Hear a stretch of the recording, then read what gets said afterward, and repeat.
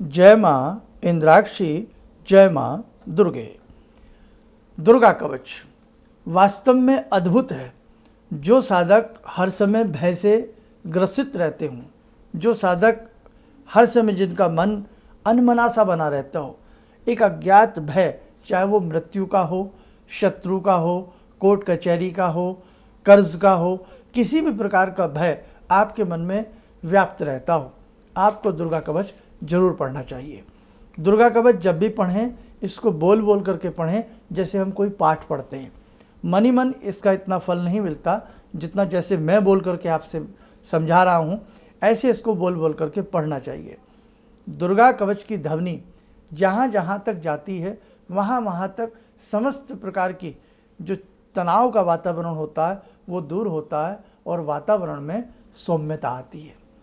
और दुर्गा कवच जब भी आप पढ़ें, पूर्ण रूप से समझ करके, भाव जान करके, अर्थ समझ करके उसको पढ़ें, चाहे आप दुर्गा कवच हिंदी में ही क्यों ना पढ़ रहे हों। अब देखो, मैं थोड़ा थोड़ा सा कहीं कहीं से पढ़ के सुनाता हूँ, बीच में से पढ़ रहा हूँ। उत्तर दिशा में कौमारी देवी मेरी रक्षा करें, ईशान कोण में शूल धारणी देवी मेरी रक्षा करें, ब्रह्माणी तुम ऊपर की ओर से मेरी रक्षा करो और वैष्णवी देवी मेरी नीचे की ओर से रक्षा करें। इसी प्रकार शव को अपना वाहन बनाने वाली चामुंडा देवी दसों दिशाओं से मेरी रक्षा करें। अब देखो ना, मतलब एक एक दिशा की रक्षा एक एक देवी कर रही हैं। जया आगे से और विजया देवी पीछे से मेरी रक्षा करें। वाम भाग में अजीता देवी और दक्षिण भाग में अपराजिता देवी मेरी रक्षा करें। ललाट में, मेरे मस्तक में मालाधारी रक्षा करें। यशस्विनी देवी मेरी बाहों की रक्षा करें, आईब्रो। अब कहने का मतलब ये देखो ना, एक छोटे से छोटे अंग की रक्षा जहाँ भगवती कर रही हों, तो भला एक सुई उस व्यक्ति को, उस साधक को कैसे चुभ सकती है, चाहे वो दुखों की हो, कर्ज की हो, शत्रु की हो, किसी भी प्रकार से हो। और उसी के साथ साथ हे महादेवी कौमारी दांतों की मेरी रक्षा करें और चंडिका कंठ प्रदेश की रक्षा करें। चित्रघंटा गले की करें, तालु में रहकर महामाया मेरी रक्षा करें। कामाक्षी ठोड़ी की और सर्वमंगला मेरी वाणी की रक्षा करें। आपको पता है वाणी कितनी अनमोल होती है ना। आपकी वाणी का किसी के ऊपर कितना असर पड़ता है।